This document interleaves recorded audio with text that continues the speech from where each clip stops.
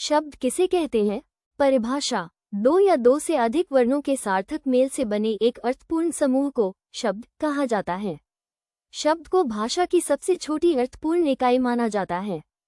सरल शब्दों में, जब कोई दो या दो से ज्यादा अक्षर मिलकर एक अर्थपूर्ण समूह का निर्माण करते हैं तो उसको शब्द कहते हैं। अकेला अक्षर जैसे क, म, ल अपने आप में कोई पूरा अर्थ नहीं बताता, लेकिन जब दो या दो से अधिक अक्षर मिल जाते हैं जैसे क, म, ल इक्वल्स कमल तो एक नया अर्थ निकलता है। ऐसे अर्थपूर्ण समूह को ही शब्द कहते हैं। शब्द के कुल 4 भेद होते हैं जो कि इस प्रकार हैं।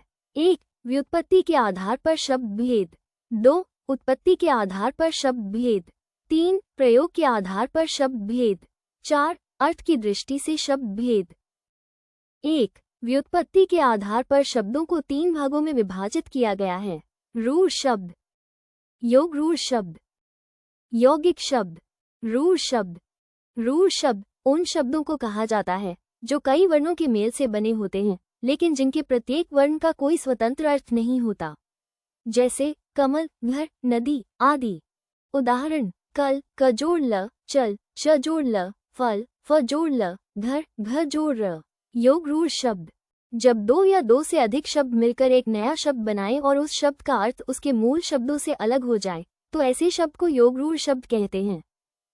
जैसे महात्मा महाजोड़ आत्मा इक्वल्स महान आत्मा। मातृभूमि माता जोड़ भूमि इक्वल्स मातृभूमि। यौगिक शब्द: जब दो या दो से अधिक अर्थपूर्ण शब्दों को मिलाकर एक नया पूर्ण और अर्थपूर्ण शब्द बनाया जाता है तो उसे यौगिक शब्द कहते हैं। उत्पत्ति के आधार पर शब्द भेद। 1. तत्सम शब्द।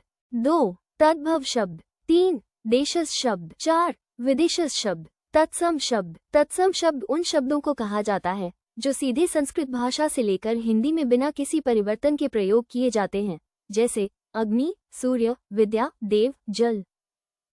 2. तद्भव शब्द वो शब्द हैं जो शब्द संस्कृत के शब्दों से ही विकसित होकर हिंदी में आए हैं और जिनका रूप थोड़ा बदल गया है। अग्नि आग, मातृ माँ, पुत्र बेटा आदि। 2. देशज शब्द वे हैं जो आम बोलचाल की भाषा, ग्रामीण क्षेत्रों या क्षेत्रीय बोलियों से आए होते हैं, न कि संस्कृत से, जैसे लाठी, कूड़ा, चप्पल, छाता, घड़ा, भुट्टा, तलाशी। 4. विदेशज शब्द विदेशी शब्द उन शब्दों को कहा जाता है जो शब्द मूल रूप से विदेशी भाषा, अरबी, फारसी, इंग्लिश के हैं, जैसे पेन, दुकान, दरवाजा, टोपी, डॉक्टर, स्कूल। 3. प्रयोग के आधार पर शब्द भेद। 1. संज्ञा। 2. सर्वनाम। 3. विशेषण। 4. क्रिया। 5. क्रिया विशेषण। 6. संबंध बोधक। 7. समुच्चय बोधक। 8. विस्मयादि बोधक। इन 8 भेदों को 2 मुख्य वर्गों में भी बांटा गया है, विकारी और अविकारी। विकारी शब्द संज्ञा, सर्वनाम, विशेषण, क्रिया। अविकारी शब्द क्रिया, विशेषण, संबंध बोधक, समुच्चय बोधक, विस्मयादि बोधक। विकारी शब्द वे शब्द होते हैं जो वचन, लिंग, पुरुष, काल आदि के अनुसार अपना रूप बदलते हैं। उदाहरण: लड़का, लड़के, लड़की, खेलता, खेलती, खेलेगा, खेल रहे हैं।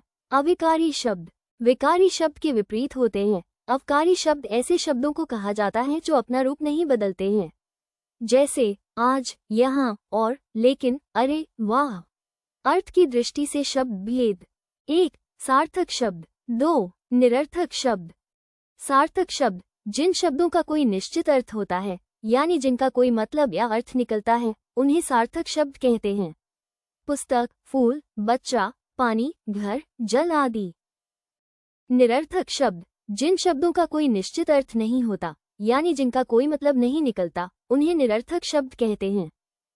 अक्सर इनका प्रयोग सार्थक शब्दों के साथ किया जाता है। खाना, वाना, पानी, वानी, उल्टा पुल्टा, पढ़ाई, ढाई, घर वर आदि।